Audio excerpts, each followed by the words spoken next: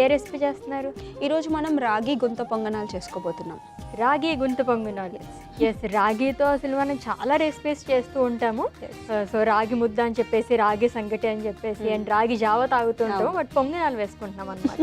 Yes, fine, prepare చేసుకుందాము. Yes, ఈ week మనం కోలోన్ హెల్త్ గురించి మాట్లాడుకుంటున్నామండి. దానికి సంబంధించి రాగి గుంత పొంగనాలు చేసుకోబోతున్నాము. దీనికి కావాల్సిన పదార్థాలు ఏంటి ఇప్పుడు చూద్దాం. రాగి గుంత పొంగనాలకు కావాల్సిన పదార్థాలు: రాగి పిండి, ఉప్మ రవ్వ, పెరుగు, ఉల్లిపాయ ముక్కలు, పచ్చిమిర్చి, తురిమిన క్యారెట్, నూనె, కొత్తిమీర, జీలకర్ర, ఉప్పు. రాగి గుంత పొంగనాలకు కావాల్సిన పదార్థాలు చూసాం కదండి. ప్రాసెస్లోకి వెళ్ళిపోదాం. ఓకే, గుంత పొంగనాలు ప్రాసెస్ కొంచెం పెద్దదిలాగా అనిపిస్తుంది. ఏం లేదు అశ్విని, ఈజీయే. కాకపోతే మనం వెజిటేబుల్స్ ఎక్కువ యాడ్ చేసుకుంటున్నాం కాబట్టి కొంచెం అన్నీ కలిపేసుకోవాలంతే. అంతేనా? అయితే మనం ఒకసారి మాట్లాడుకుందాము. ఎస్ ఎస్, కోలాన్ అంటే ఏంటి, దానికి సంబంధించి ఆరోగ్యం అని చెప్పేసి అన్నారు కదా, ఎలా కాపాడుకోవాలి? సో జనరలీ కోలాన్ అనేది మనకి పెద్ద పేగు అనమాట అశ్విని. సో మన డైజెస్టివ్ సిస్టంలో ఇది ఒక మెయిన్ భాగం అనమాట. సో మనం ఏదైతే ఫుడ్ తీసుకుంటామో స్టమక్లోకి వెళ్తుంది. స్టమక్లోకి వెళ్ళిన తర్వాత ఇక్కడే మనకి డైజెషన్ అనేది స్టార్ట్ అవుతుంది. సో డైజెషన్ అనేది జస్ట్ మనం ఏదైతే ఫుడ్ తీసుకుంటామో అది స్మాల్ పార్టికల్స్ కింద స్ప్రెడ్ అయ్యి ఒక HCl యాసిడ్స్ అనేవి రిలీజ్ అవుతాయి అన్నమాట. సో మెత్తగా చేసేస్తుంది. మనం ఏం తిన్నా కానీ కూడా మంచిగా పేస్ట్ కింద స్టమక్ తయారు చేసేస్తుంది.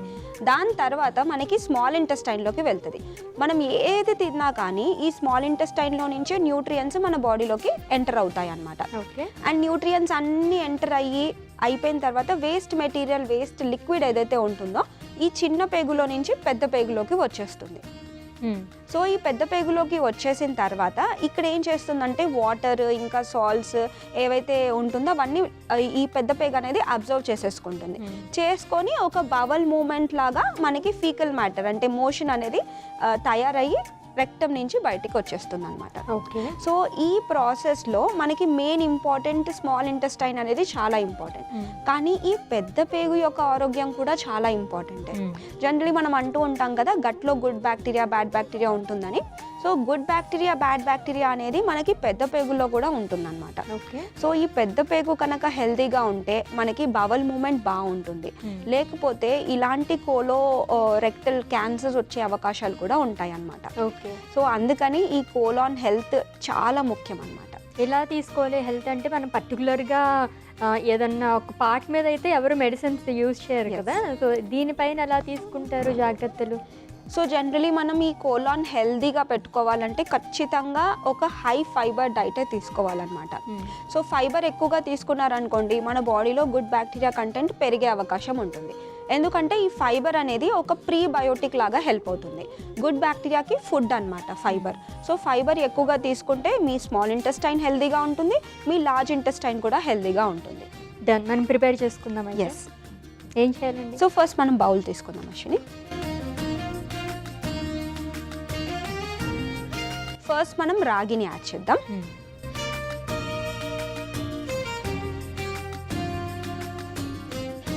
సో ఇది మళ్ళీ ఉండల్లాగా అయిపోతుంది కాబట్టి కొంచెం పేస్ట్ చేసుకుందాం. ఓకే,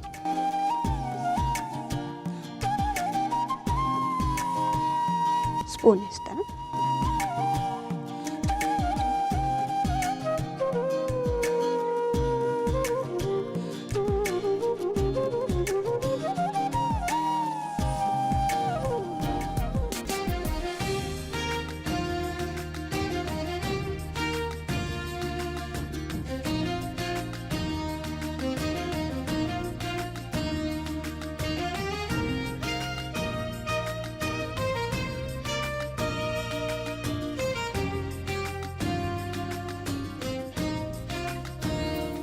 సో దీని తర్వాత మనం ఉప్మా రవ్వని యాడ్ చేస్తున్నాం.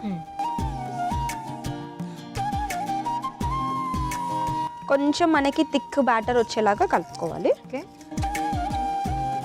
ఇందులో ప్యాన్ హీట్ చేసుకుందామా? Yes, pan heat చేసేసుకో.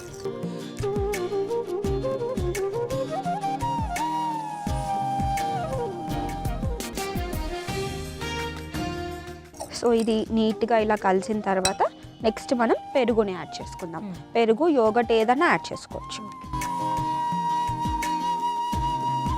కావాలంటే ఇప్పుడు ఈ ఇంగ్రీడియంట్స్ అన్నీ కలిపాం కదా, ఇలా ఓవర్ నైట్ పెట్టుకొని ఫర్మెంట్ చేసుకున్నా కానీ ఓకే. అట్లా కూడా ఇంకా హెల్దీ, అంటే గుడ్ బ్యాక్టీరియా కాలనీస్ స్ప్రెడ్ అవుతాయి కాబట్టి అది కూడా మంచిది.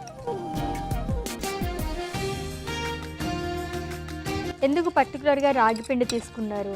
అంటే దీంట్లో ఫైబర్ కంటెంట్ ఎక్కువ ఉంటుంది అశ్విని, కాల్షియం, ఐరన్, ఫైబర్ ఎక్కువగా ఉంటుంది. సో చిన్న పిల్లల దగ్గర నుంచి పెద్దవాళ్ళ వరకు అందరూ యూస్ చేసుకోవచ్చు అనమాట. సో రాగియే కాకుండా ప్రతి ఒక్క మిల్లెట్ హెల్దీ.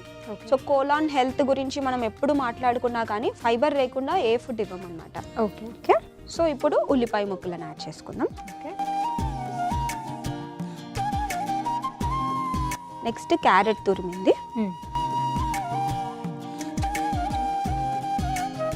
కొంచెం కొత్తిమీర,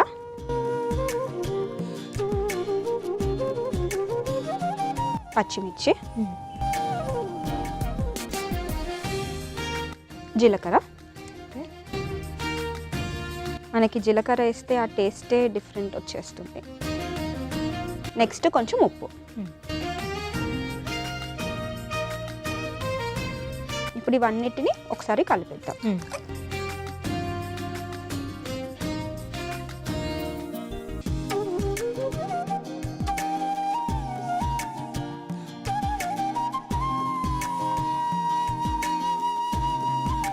ఇప్పుడు ఆయిల్ని వేసుకుందాం.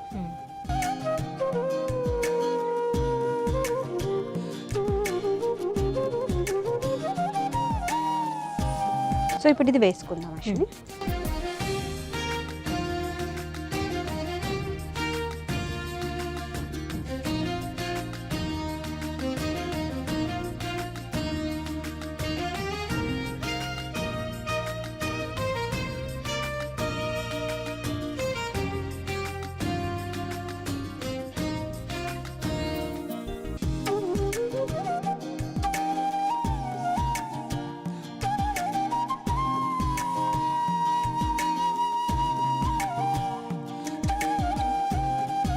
సో ఇది అంతా వేసేసుకున్నాం అశ్విని. 2 sides ఒక 5 minutes కుక్ చేస్తే సరిపోతుంది. ఓకే.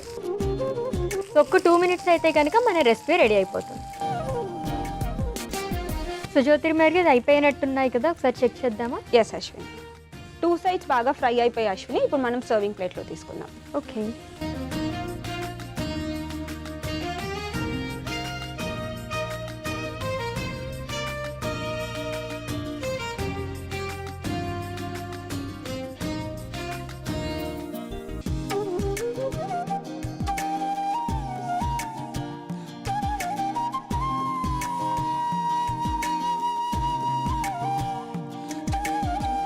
రాగి గుంత పొంగనాలు రెడీ అయిపోయింది అశ్విని. టేస్ట్ చేసి చెప్పండి ఎలా ఉందో. ఓకే.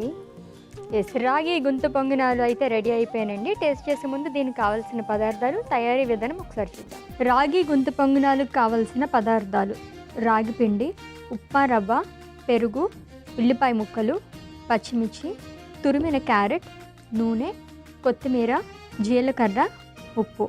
రాగి గుంత పొంగనాలు తయారు చేసుకునే విధానం: ముందుగా మిక్సింగ్ బౌల్ తీసుకుని అందులో రాగి పిండి, తగినంత నీళ్లు, ఉప్మా రవ్వ వేసి కలుపుకోవాలి. తర్వాత అందులో పెరుగు, ఉల్లిపాయ ముక్కలు, తురిమిన క్యారెట్, కొత్తిమీర, పచ్చిమిర్చి, జీలకర్ర, ఉప్పు వేసి కలుపుకోవాలి. ఇప్పుడు స్టవ్ ఆన్ చేసి పొంగనాల పెనం పెట్టి అందులో నూనె వేసి నూనె వేడెక్కిన తర్వాత తయారు చేసుకున్న బ్యాటర్ని పొంగనాల్లా వేసుకుని 2 వైపులా కుక్ చేసుకుని సర్వింగ్ ప్లేట్లోకి తీసుకుని సర్వ్ చేసుకోవాలి. అంతే, రాగి గుంత పొంగనాలు రెడీ.